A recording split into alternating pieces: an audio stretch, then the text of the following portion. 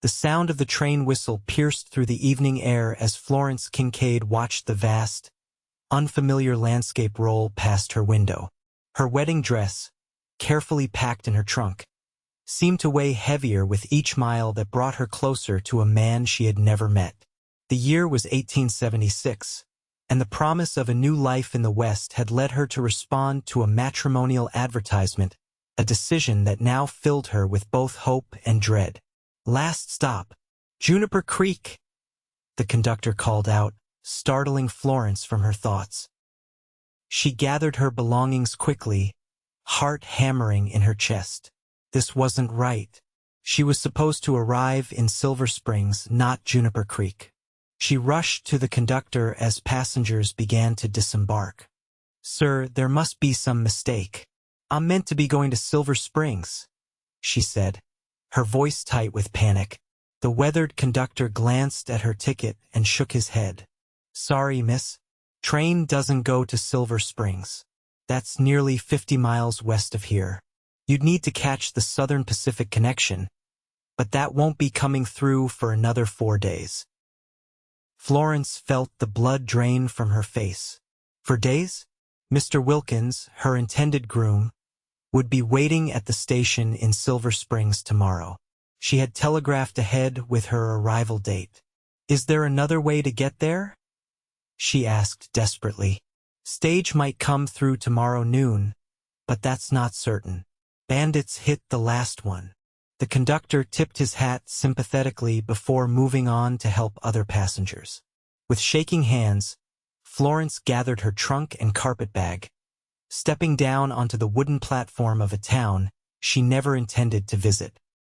Juniper Creek appeared to be little more than a dusty main street lined with wooden buildings, a far cry from the bustling Boston she had left behind. As darkness began to fall, she realized she needed to find lodging for the night. The thought of arriving at a strange hotel, alone and unescorted, filled her with dread, but she had little choice. "Miss, you look a mite lost." Florence turned to find a tall man regarding her with curious blue eyes beneath the brim of a well-worn Stetson. His face was tanned from the sun, with the beginnings of a beard shadowing his jaw. His clothes were dusty but well kept, marking him as a working man rather than one of the rough sorts she'd been warned about. I'm afraid," she admitted. "I'm supposed to be in Silver Springs." The man's expression shifted to understanding. "Got on the wrong train, did you?" "It appears so. I need to find accommodations for the night, and then arrange transport to Silver Springs as soon as possible. The hotel here ain't much, but it's clean," he offered. "I can escort you there if you'd like. Name's Matthew Colton, by the way. Most folks call me Matt." "Florence Kincaid," she replied, offering her gloved hand. "I would appreciate the escort, Mr. Colton." As Matthew picked up her trunk with ease, Florence couldn't help but notice the strength in his shoulders and the gentleness in his movements. She pushed the thought away quickly. She was promised to another man, a man who was expecting her arrival. "What brings you to Silver Springs, if you don't mind my asking?" Matthew inquired as they walked down the main street. Florence hesitated, then decided there was no harm in the truth. "I'm to be married. My fiancé placed an advertisement for a bride, and we've been corresponding for 6 months." Something flickered across Matthew's face, surprise, perhaps, or something else she couldn't quite identify. "Mail-order bride, then?" he asked, his tone carefully neutral. "I prefer to think of it as a practical arrangement," she replied stiffly. Matthew nodded, a smile playing at the corners of his mouth. "No offense meant, Miss Kincaid. Plenty of good marriages start that way out here." They arrived at the Juniper Creek Hotel, a 2-story building that had seen better days but appeared clean and well kept. Matthew spoke briefly with the proprietress, a widow named Mrs. Holcomb, who eyed Florence with undisguised curiosity. "A young lady traveling alone to meet her intended?" Mrs. Holcomb raised an eyebrow. "Well, you're welcome here, dear. Though I must say, Arriving in the wrong town seems like quite the mishap. Thank you, Florence said, feeling her cheeks warm with embarrassment. I hope to continue my journey tomorrow. Stage doesn't come through until day after tomorrow, Mrs. Holcomb corrected. And that's if the weather holds and no bandits are about. Florence's heart sank. But I must reach Silver Springs by tomorrow. My fiancé will be waiting. I'm heading out that way in the morning, Matthew said unexpectedly. I've got business near Silver Springs. I could escort you if you'd be comfortable with that. Mrs. Holcomb looked Matthew up and down. Colton's a good sort, miss. Known him since he was knee-high to a grasshopper. If he offers to escort you, you could do worse. Florence considered her options. Traveling alone with a man she just met went against everything she'd been taught was proper. But being stranded here for days would mean leaving Mr. Wilkins waiting, possibly thinking she had changed her mind.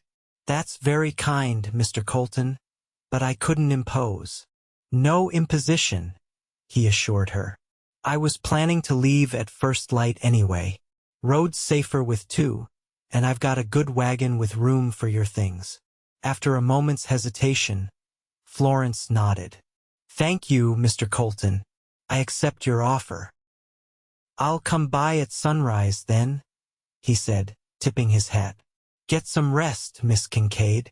As Florence settled into her room that night, she found herself thinking about Matthew Colton's kind eyes rather than the man waiting for her in Silver Springs. She chided herself for the wayward thoughts. Mr. Wilkins had offered her security and respectability, exactly what she needed after her family's financial ruin had left her with few options in Boston. Morning came with a brilliant sunrise that painted the western landscape in hues of gold and crimson. Florence dressed carefully in her traveling suit, a practical navy blue that showed little dust. She had just finished pinning her honey-brown hair into a neat bun when a knock came at her door. Matthew stood in the hallway, hat in hand. Morning, Miss Kincaid. Ready to set out? Yes, thank you, she replied, gathering her carpetbag. Her trunk had already been taken down, she presumed. They broke their fast with Mrs. Holcomb, who provided them with biscuits and coffee, along with a small basket of provisions for their journey. It's a full day's travel to Silver Springs, Matthew explained as they settled into his wagon. We'll need to make good time. As they left Juniper Creek behind, Florence found herself relaxing in Matthew's company. He was easy to talk to, sharing stories about the land they passed through and listening attentively when she spoke of Boston. What awaits you in Silver Springs? She asked after a time. You mentioned business. I've got a ranch about 10 miles outside of town, he explained. Nothing too grand, but it's growing. I'm heading in to negotiate with the railroad about running a spur line closer to my property. Would make shipping cattle a sight easier. You're a cattle rancher? Then, he nodded. Started with just 20 head 5 years ago. Now I've got over 300, a good house, and 6 hands working for me. Florence was impressed despite herself. He'd clearly built something substantial through hard work and determination. And what about your Mr. Wilkins? Matthew asked. What sort of man advertises for a bride from back east? Florence shifted uncomfortably. Mr. Wilkins owns a mercantile in Silver Springs. He's 42, a widower with no children. He wrote that he seeks a companion and helpmate who can assist with his business and create a proper home. Sounds practical, Matthew observed, though something in his tone suggested he found it lacking. It is practical, Florence agreed. After my father's investments failed and he passed away, my mother and I were left with very little. She's gone to live with my married sister in Philadelphia, but there was no place for me there. This arrangement offers me security and purpose. Matthew was quiet for a moment, navigating the wagon around a rocky patch in the road. Security and purpose are fine things, Miss Kincaid, but what about happiness? The question caught her off guard. Happiness often follows when one's circumstances are secure, she replied, repeating what her mother had told her when the arrangement with Mr. Wilkins was made. Matthew's expression suggested he disagreed, but he didn't press the point. By midday, they stopped to rest the horses and eat some of Mrs. Holcomb's provisions. They found a shady spot near a creek, and Florence was grateful to stretch her legs after hours in the wagon. Beautiful country, isn't it? Matthew observed as they gazed across the vast landscape of rolling hills and distant mountains. It's not what I expected, Florence admitted. I thought it would be all desert and dust. This is magnificent. It gets under your skin, he said with a smile. I came out here planning to make my fortune and go back east. Now I can't imagine being anywhere else. As they continued their journey, Florence found herself increasingly drawn to Matthew. His quiet confidence, his evident love for the land, the gentle way he handled his horses all spoke of a man of character. The afternoon brought unexpected trouble. Dark clouds gathered on the horizon, and soon they found themselves in a sudden, fierce thunderstorm. The road quickly became muddy and treacherous. We need to find shelter, Matthew called over the howling wind. There's an old line shack about a mile ahead. We can wait out the worst of it there. Florence clung to the seat as the wagon lurched through deepening mud. Rain pelted down, soaking through her traveling coat. By the time they reached the small wooden structure, she was thoroughly drenched and shivering. The line shack was basic, a single room with a small stove, a rough table, and a narrow cot.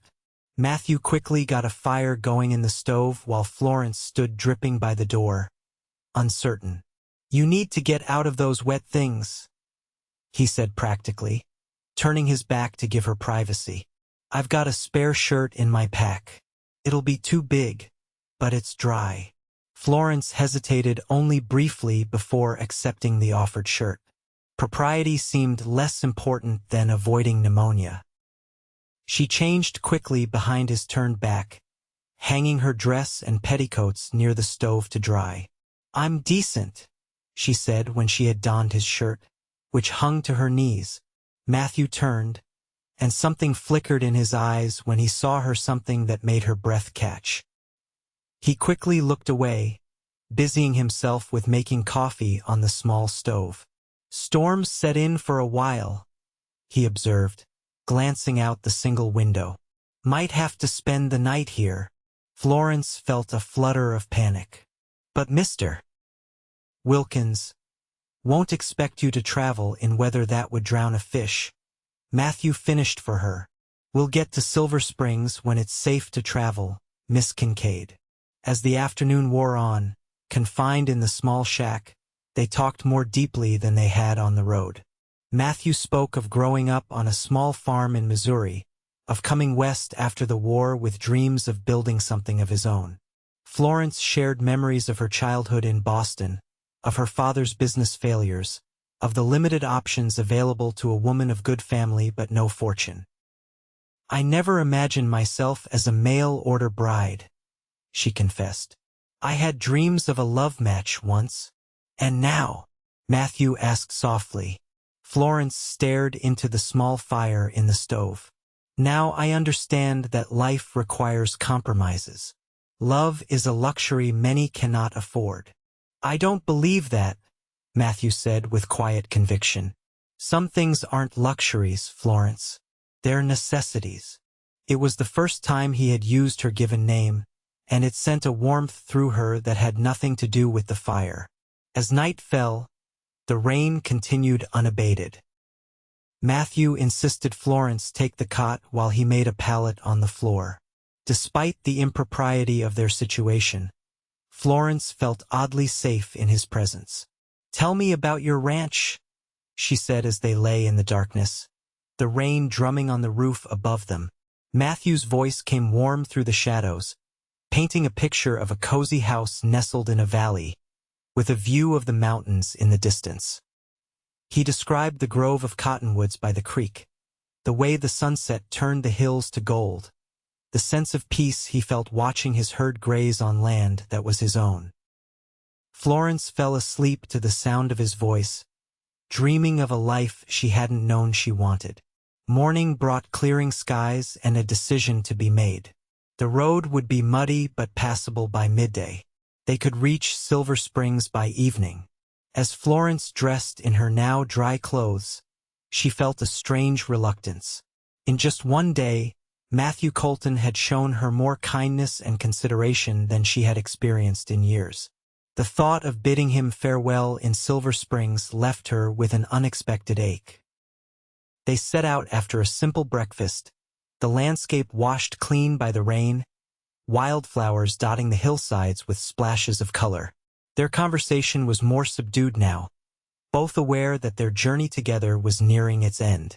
"What will you do when we reach Silver Springs?" Florence asked suddenly. Matthew glanced at her, then returned his gaze to the road. "Complete my business with the railroad, then head back to my ranch." "Alone?" The question hung between them, loaded with unspoken meaning. "I've been alone for some time now," he replied carefully. "Been focusing on building something worth sharing before I thought about who to share it with." They fell silent again, each lost in their own thoughts. As the sun began its westward descent, the buildings of Silver Springs appeared on the horizon. Florence's stomach twisted with anxiety. Mr. Wilkins would be waiting, expecting his bride. A man she had never met, whose letters had been cordial but never warm. "We're nearly there," Matthew observed, his voice tight. "Yes," Florence whispered. "Mr. Colton, Matthew, I want to thank you for your kindness. I don't know what I would have done without your help." "Any decent man would have done the same," he replied, though they both knew that wasn't entirely true. The main street of Silver Springs was busier than Juniper Creek had been, with more substantial buildings and signs of prosperity. Matthew guided the wagon to the Mercantile, a large two-story structure with Wilkins General Store painted across the front. A man emerged as they pulled up, tall and thin, with graying hair and spectacles. He wore a well-tailored suit and a frown of confusion. "Miss Kincaid?" he inquired, approaching the wagon. "Mr. Wilkins," Florence acknowledged, allowing Matthew to help her down from the wagon. "I expected you yesterday," Mr. Wilkins said, his tone disapproving. "I waited at the station for hours." Before Florence could explain, Matthew stepped forward. "Miss Kincaid was misdirected to Juniper Creek. When she discovered the error, she made every effort to reach you promptly. We were delayed by yesterday's storm." Mr. Wilkins eyed Matthew with suspicion. "And you are?" "Matthew Colton. I have a ranch outside of town." Recognition flickered in Mr. Wilkins' eyes. Ah yes, the upstart rancher trying to convince the railroad to change their plans. His tone made clear what he thought of such ambitions. Florence felt a flare of indignation on Matthew's behalf. "Mr. Colton has been extraordinarily kind, offering me safe transport when I found myself stranded. I'm deeply in his debt." Mr. Wilkins regarded her with cool assessment. "Well, you're here now, though not as expected. Come inside, and we'll discuss our arrangement. Your trunk can be brought in." As Matthew unloaded her trunk, Florence felt a sense of dread settling over her. Mr. Wilkins was exactly as his letters had suggested, proper, businesslike, and utterly without warmth. "Thank you again for everything," she said to Matthew as he placed her trunk on the boardwalk. His blue eyes met hers, and she saw in them everything that had gone unspoken between them during their journey. "You're welcome, Miss Kincaid." "Florence," Mr. Wilkins called from the doorway, impatience evident in his voice. With a last glance at Matthew, Florence turned and followed Mr. Wilkins into the Mercantile. The store was well stocked and orderly, much like the man himself. He led her through to a back office, gesturing for her to take a seat. "I must say, Miss Kincaid, this is not an auspicious beginning to our arrangement." he began, seating himself behind a large desk. Punctuality and reliability are qualities I specifically mentioned in my advertisement. I apologize for the inconvenience, Mr. Wilkins, Florence replied, keeping her voice steady. The error with the train was not of my making, nor was the weather. Nevertheless, arriving a day late, in the company of a man of questionable reputation, questionable? Florence interrupted, unable to contain her surprise. Mr. Colton struck me as a gentleman of the highest character. Mr. Wilkins waved a dismissive hand. Colton is ambitious beyond his means. He's been trying to convince the town council and the railroad that his property should be considered for a spur line, despite more established businesses having priority. Florence felt a chill that had nothing to do with the room's temperature. You oppose his proposal? Of course. It would divert business from the town center, where my store is located. But we needn't discuss such matters now. You must be tired from your journey. Mrs. Peterson, my housekeeper, has prepared a room for you at my home. We can speak more of our wedding plans tomorrow. As Mr. Wilkins continued outlining his expectations for their marriage when she would work in the store, how she would manage his household, which social engagements they would attend, Florence felt as though she were listening from a great distance. All she could think about was Matthew, probably still outside with his wagon, preparing to leave her life as suddenly as he had entered it. Mr. Wilkins, she said suddenly, interrupting his monologue about proper church attendance. I wonder if we might postpone further discussion until tomorrow. As you said, I am quite fatigued from my journey. He looked momentarily annoyed but nodded. Very well. I'll have my clerk, Jenkins, escort you to my home. It's just 2 blocks from here. Florence rose, smoothing her skirts. Before I go, might I refresh myself? The journey was dusty, despite the rain. Mr. Wilkins directed her to a small washroom at the rear of the store. Once alone, Florence stared at her reflection in the small mirror. The woman who looked back at her seemed different from the one who had boarded the train in Boston. Her eyes held a new determination, her posture straighter despite her fatigue. She had come west seeking security, but in the past 2 days, she had discovered something she hadn't known was missing: the possibility of genuine happiness. Making a decision that would have shocked her proper Boston self, Florence slipped out the back door of the mercantile. The evening air was cool against her face as she hurried around the building, hoping she wasn't too late. Matthew was just climbing back onto his wagon when she appeared. He froze at the sight of her, confusion evident in his expression. Miss Kincaid? Is something wrong? Florence approached the wagon, her heart pounding. Mr. Colton, Matthew, I find I cannot go through with my arrangement with Mr. Wilkins. His eyes widened. Florence, please, she interrupted. Let me speak while I have the courage. I came west believing that security was enough, that I could build a life without love. But these past 2 days with you have shown me how wrong I was. Matthew climbed down from the wagon, standing before her with an expression of cautious hope. What are you saying, Florence? I'm saying that I would rather take a chance on happiness than settle for mere security. I'm saying that in 2 days, you have shown me more kindness and consideration than Mr. Wilkins has in 6 months of correspondence. A slow smile spread across Matthew's face. Are you proposing to me, Miss Kincaid? Florence felt her cheeks flush. I'm proposing that I might accompany you back to Juniper Creek, if you're amenable. I can find work there while we become better acquainted. Matthew took a step closer, his gaze never leaving hers. And if I were to suggest an alternative? My ranch has that house I told you about, the one with the view of the mountains. It's a mite empty with just me rattling around in it. Are you proposing to me, Mr. Colton? Florence asked, her voice barely above a whisper. Not yet, he replied honestly.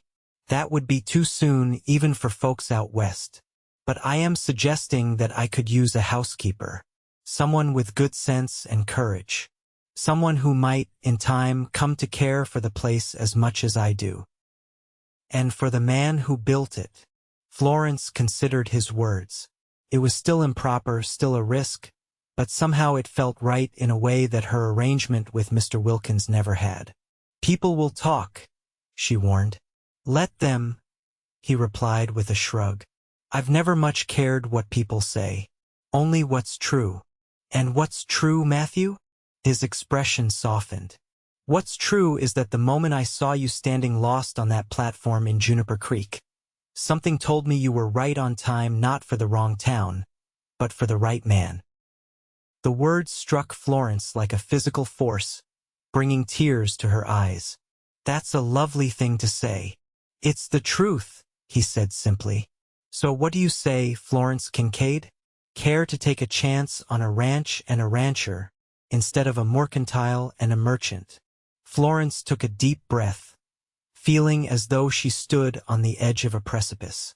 Then, with a certainty that surprised her, she nodded. Yes, I believe I would. Matthew's smile was like the sunrise they had watched together. He offered his hand, and she took it, allowing him to help her up onto the wagon seat. As they drove away from Silver Springs, Florence felt no regret. She had come west seeking a new beginning, and she had found one, just not the one she had expected. Mr. Wilkins will be furious, she mused as the town receded behind them. Likely so, Matthew agreed. But he'll find another bride. One who values order and security above all else. And what do I value, do you think? Florence asked, curious about his perception. Matthew glanced at her, his eyes reflecting the golden light of the setting sun. Freedom, courage, truth, and maybe, someday, love. I think you might be right, she whispered. They traveled until nightfall, making camp beneath a canopy of stars brighter than any Florence had seen in Boston. As they sat by the small fire, planning their future one day at a time, Florence realized that sometimes arriving at the wrong destination was the surest way of finding where you truly belonged. 3 years later, Florence stood on the porch of their ranch house, watching as Matthew rode in from checking the herd. Their daughter, Emma, just 1 year old, babbled happily in her arms. The house had grown along with their love, no longer empty, but filled with the warmth of family and the promise of years to come. As Matthew dismounted and came to embrace them both, Florence thought about the day she had stepped off the train in the wrong town. It had been the most fortunate mistake of her life, leading her not to the security she thought she wanted, but to the love she truly needed. Happy? Matthew asked, reading her thoughtful expression. Florence smiled, leaning into his embrace. Right on time, she replied, echoing the words that had begun their journey together. Absolutely right on time.